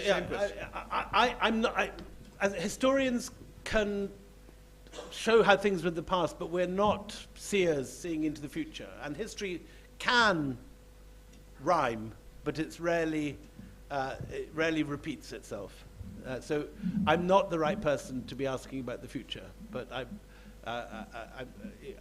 I'm a historian. But I don't know. I mean, we can't tell. But right, we're going to make it very quick. His hand was there up. Then Pratik, I'll come to you. After that, I'll come back to you, sir. Then there's a lady up, but there are many hands. So please make it crisp. Hi, I'm Archit. As you said in the beginning, this book is an intervention in public history in India to bring out like a forgotten past or something that's not widely known. So you took out the example of Nalanda. So one of the elements of spreading the public history would be universities, public discourse, books, kind of circulation in different languages. How do you see India is doing? Like, we have seen some of the people working on ancient India, some of the best, Wendy Doniger, Sheldon Pollock, are like brutally attacked in contemporary India. So how do we take forward the discourse of ancient India, which is rooted in scholarship and reaches out to masses through textbooks without getting hampered in the process of... It's a very tricky area, and I chose the particular battleground which I fought on this book carefully, in that I do not engage at any point in the debate about the Aryan invasions, about the Indus Valley, which could get you instantly quagmired in a battleground. And as I'm sure you are aware, that 2 sentences I said about WhatsApp history and Indian academia has now produced 16 articles in the Indian press. Apparently 2 more are coming out tomorrow. So it is a tricky thing. I'm very lucky in the sense that this book has got away with it so far without me being Donagad or Pollocked.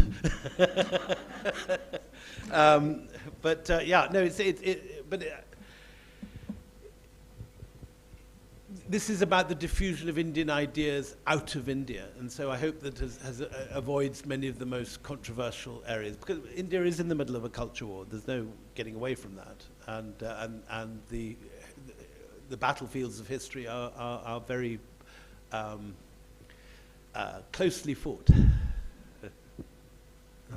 Hi, William. I'm Pradeep Mandal. Hello, sir. And I was really thrilled when you replied to one of my Twitter replies to one of your posts. That was a day for me.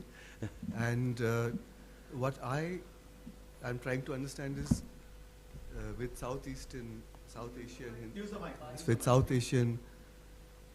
Buddhism and Indian Buddhism, where does caste come in? Does it come in somewhere in the picture? Very interesting. So we talked about how Southeast Asian Hinduism is very different from.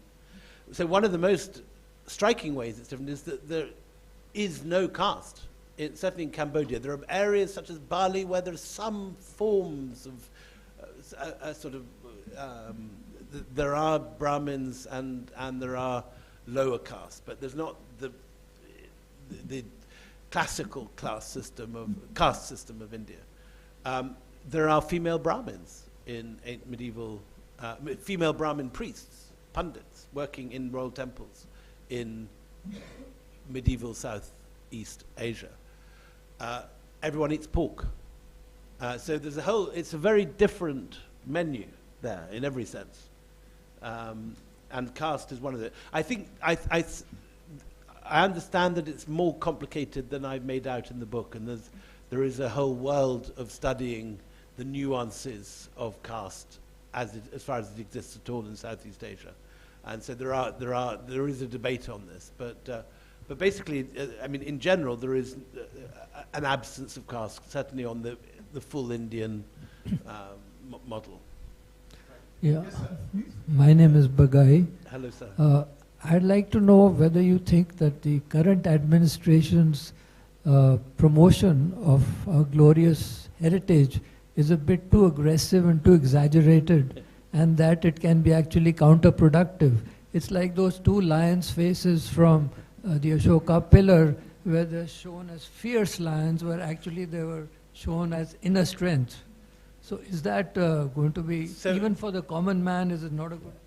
So I will take from my diplomat friend here a sidestep from answering that question directly for reasons you can adduce yourself. But what I certainly think is that if an administration would like to promote Indian culture, it's a very, very easy thing to massively increase the budget available to the ASI and build some proper museums. And that's where, if I was made culture minister tomorrow, I would focus my energies.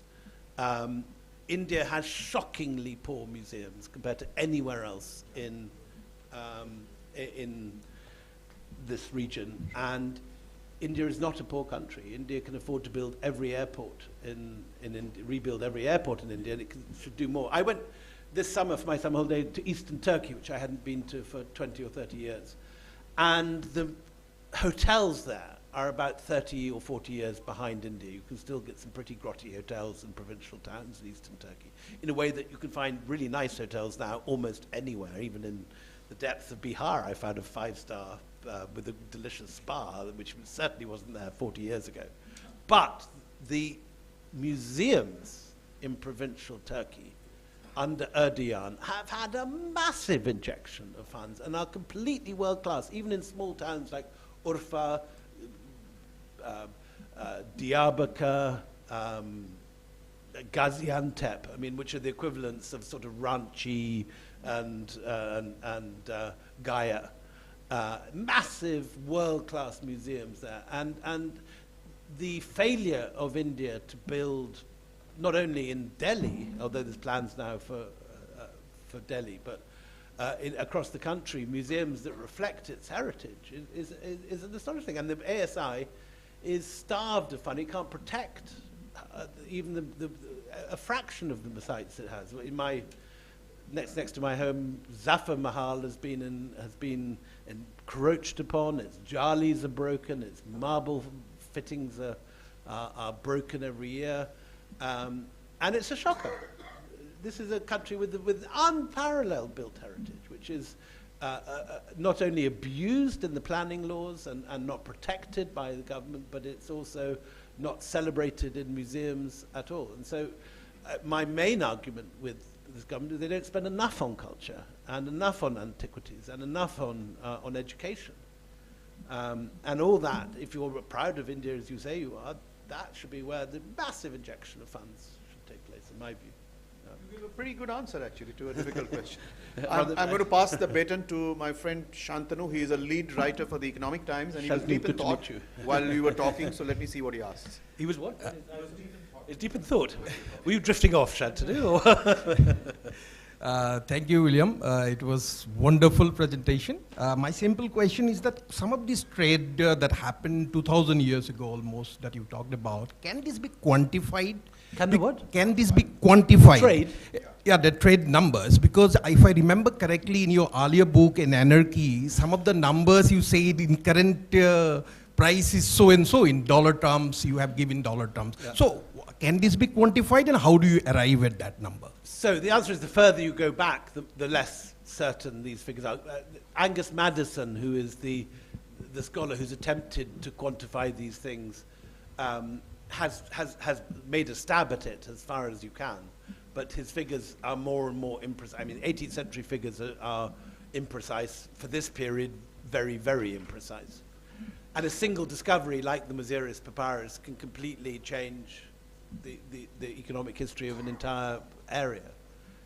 So things are unclear, but there is now major excavations at Berenike by Chicago with Stephen Sidebottom. Again, one of the things that this country could be doing at the moment, the Puttenham excavations have been hampered by the local bureaucracy, and Maziris should be a major Indian project to dig this incredibly important trading port with Rome, and at the moment it's being P.J. Cherian, who's the archaeologist, has had every obstacle put in his way and very few funds made available. Again, if you were, the culture ministry should facilitate all it could to help him. And so these are the kind of things that are producing data. And by digging a place like Maziris, you can come up with amphora and Roman glass and coins and quantify and date and get a chronology. But yes, I mean, all ancient economic history floats on a moving sea of very imprecise data. So in terms of time management, I'm going to take 4 more questions, but I'm going to take them all in series and then get you to answer them together. So 1, 2, and 3, and 4. That's it, and then we close this. So I'm Prerna Jain. I would like to go back on what Vinayak ji said. He began with that. The only thing common between the golden era East India Company and the present coming and going of riches is the merchants. They were still, Indian economy is because of that. So I want to know, was the disparity as much then as it is now? The Romans were complaining when their goods were going, that only the richer were getting richer and the poorer were getting poorer. So was that the same when India was flourishing during the golden period? And did you refer to the discovery of India by Nehru? Because he has mentioned trade. in his book. Shall I just go through the round of questions? Yep. Okay, I've made a note here. The one, the gentleman in the back, and then two here. Here, put up your hand. Hi, William. A big fan of your books and, of course, the Empire podcast. Thank you. I love that. A quick question. Indians during this era clearly had a febrile mind. Why was that? Was it the education system? Was it religion? Was it the way society was structured? Maybe food, right?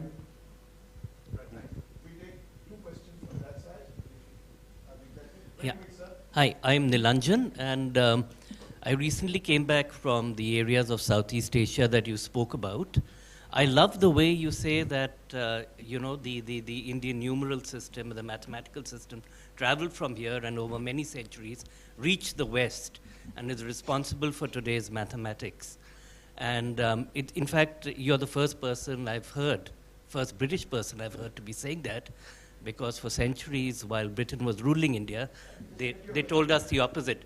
Anyway, my question to you is, in Southeast Asia, the Hinduism that we see there, is it a bare copy of India's Hinduism, or as I think, it is original? It's an original offshoot with their own modifications of it, as is seen in the carvings at Angkor Wat.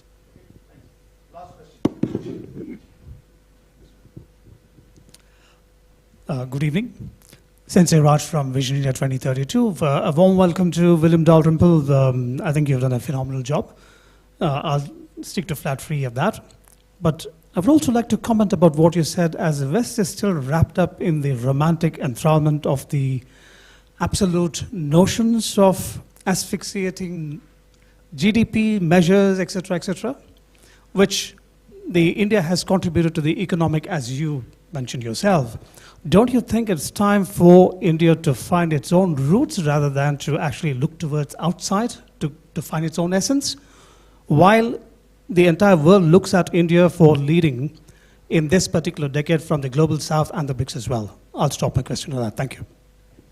I also didn't understand your question. Can you just repeat your question in one sentence, please? Yes. The crux of the question is, instead of looking outside for India to find its own essence, shouldn't India to look inwards? Thank you. Got it. Yeah. Okay, so first of all, was it disparity of wealth that you were? So, yes, India has always had extreme disparities of wealth, which is possibly also related to the social stratification in this country. And as far as we've got, I mean, certainly you have travelers by the 12th and 13th centuries commenting on the great disparities of wealth here. And this does seem to have been a feature. Whether that was the case in the caste system doesn't really fix, I'm told, until the sort of 4th and 5th centuries, when it becomes, when you can see the genetics changing. And whether there were the same disparities of wealth in ancient India, I don't know. But certainly by the time you get medieval travelers here, people comment on it. And it is a feature of India from certainly the Middle Ages onwards. Why did India do so well? And why was it so... I don't know the question of that. I don't know the answer to that. I mean, you do have amazing educational institutions such as Nalanda very early here, and before that there are references in the Jatakas and so on to universities at Taxila, and so maybe the answer is sophisticated educational institutions from an early period. That may well be part of the answer. I don't know whether, I mean, you know, it's an interesting question and one I haven't given enough thought to, but would diet, you say, have played a part? It's an interesting question.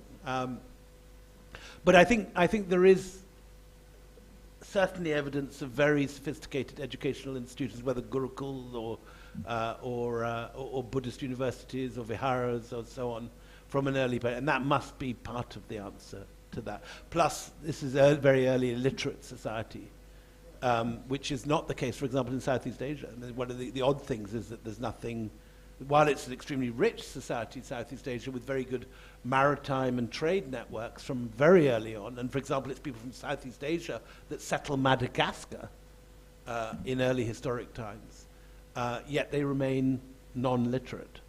And India is very early literate, particularly if we include the Indus Valley. So that must be part of the story, education and literacy.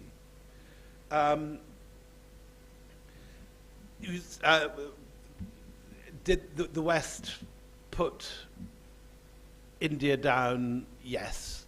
But it's not a universal. I mean, I'm a great nephew of James Prinsep, who was the champion of Indic literature and Sanskrit, and who personally took on Macaulay in public debates in Calcutta, in the Calcutta Town Hall. So it's not that as if all Brits did for, sorry, it was your question, I'm looking at the wrong person, had an animus against. So people like William Jones and Prinsep were early champions, but by the high Victorian period, by the era of Macaulay, that prejudice has set in. I am a Scotsman, but I do have odd English ancestors like James Prinsep, who I cling to. Prinsep Ghat, still named after him, and the guy who translated Koroshti and so on. So that it's not it's a complicated picture, and I am sometimes accused of being more. There was one of the most interesting comebacks to this book has been a piece saying that I oversimplify the Brits as negative, as people who did India's culture down, and the reviewer said, "What about Jones? What about Prinsep?" And it's true. It's not that every Brit was undermining Indian culture, but I think it is a fair generalization that the effect of British colonialism was to reduce the public appreciation of Indian culture. Different Hinduisms, yes. Who asked? Yeah. Different Hinduisms, very interesting. I think there are different Hinduisms. Whether they were earlier and original, I mean, the kind of things that you see in Bali today. For example, all those rice sculptures and so on. I don't know if that ever existed here. It's just, I suspect it's, I'm not in a position to answer this question accurately, but I suspect it's a different form of development. And that just as, you get Papuji in Rajasthan and the Bowls in Bengal, it's a different form of Hinduism that develops in another area. One of the wonderful things about Hinduism is it has these localized forms. Wherever it goes. Teyam in Kerala. Nothing like Teyam exists in Bengal.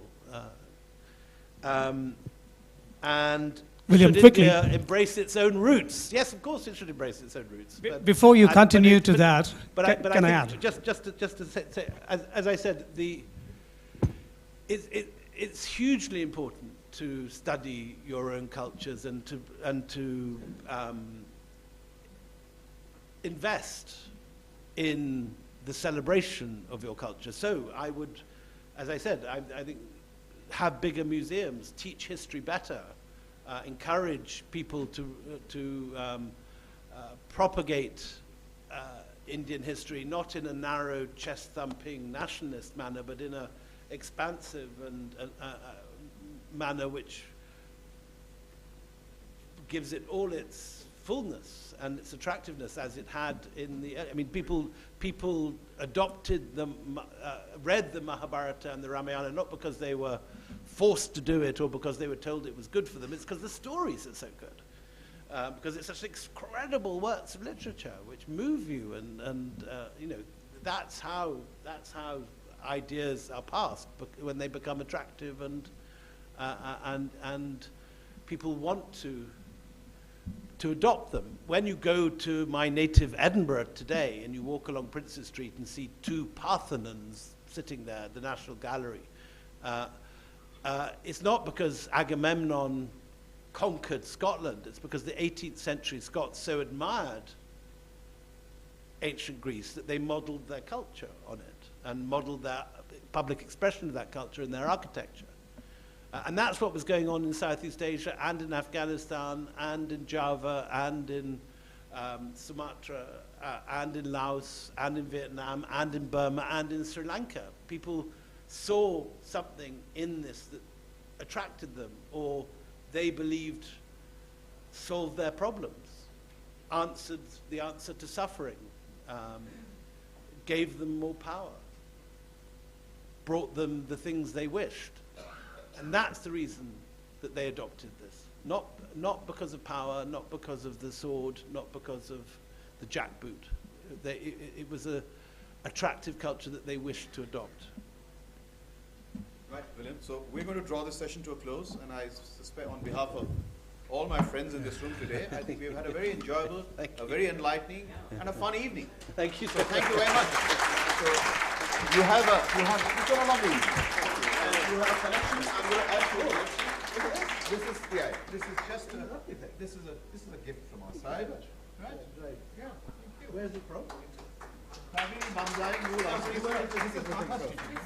Bengali Katha stitching. Lovely. I thought you had a lot of job.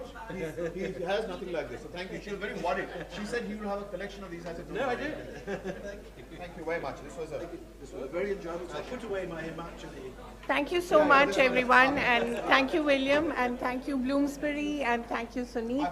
Thank you, all our collaborators. We'll be back again December 24th. December 14th. Montague Singh Aluwaliya. Thank you.